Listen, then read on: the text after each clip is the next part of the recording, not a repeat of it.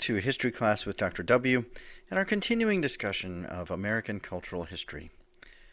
In the previous lecture, we began a discussion of culture in the Progressive Era, around the turn of the century. In this lecture and several to follow, we're going to address one of the key themes in culture of that era, the so-called Crisis of Masculinity. The late 19th century was a time that created great anxiety regarding American vitality and manhood. There were many factors contributing to this anxiety. First of all, there had been no significant war since the Civil War. A generation of men had come of age with no war in which to prove their manhood. Those who were children or born in the years after the Civil War grew to adulthood essentially untested. For some, people like Teddy Roosevelt, for instance, the Spanish-American War of 1898 provided a critical opportunity to demonstrate their manhood and valor in war. For many others, this test also passed them by. Another factor was the so-called closing of the frontier, or the end of the American frontier. In 1893, the historian and social commentator Frederick Jackson Turner wrote one of the most important articles in American history. Based on census data from 1890, Turner speculated that the frontier was now closed. Our country had been built on the idea of westward expansion. There was always room to grow. We were a nation of small, independent, rugged farmers. Now, according to Turner's thesis, we were increasingly a nation of city dwellers. This was the end of rugged individualism, and taken to its most paranoid extremes, the end of the frontier meant the very end of American life as we knew it. A third factor was the advent of white-collar jobs and the decline of manliness. The age of industry and business saw the growth of many huge businesses. The towering skyscrapers of New York and other cities were home to thousands upon thousands of desk jobs.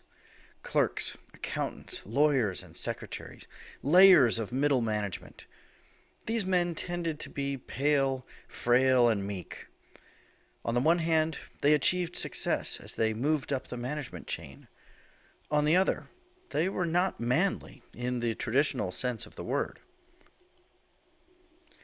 George M. Beard wrote about a new phenomenon he called neurasthenia, a new disease characterized by nervous weakness and fatigue. It was caused by brain work, intense competition, constant hurry, constant noise, and so on. We might call it stress today. And finally, there were concerns about the decline of Anglo-Saxon manhood. This arose from the influx of immigration. The immigrants of the late 19th century differed from those who had come before.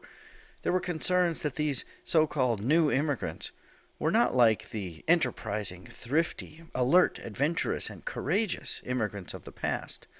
These were tired, beaten down, unhealthy, unskilled, and uneducated. Added to this were concerns about the erosion of Anglo-American stock upon which the country was built. This signaled a weakening of the very core of the nation. In the late 1800s and early 1900s, a national movement arose to combat this decline in American manhood. It centered around a number of themes that course through our national culture in many, many different ways.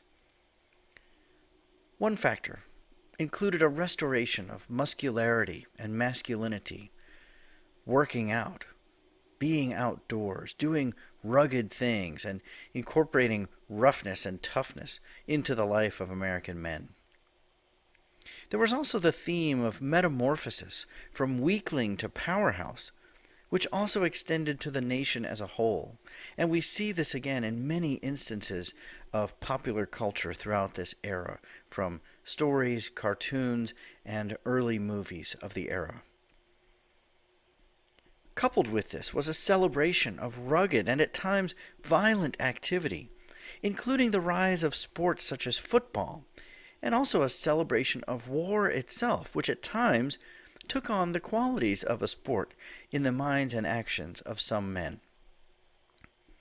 And finally, in contrast to all of this, the opposite of such activities were emphasized for women, whose femininity and weakness served as a foil for male strength and vitality.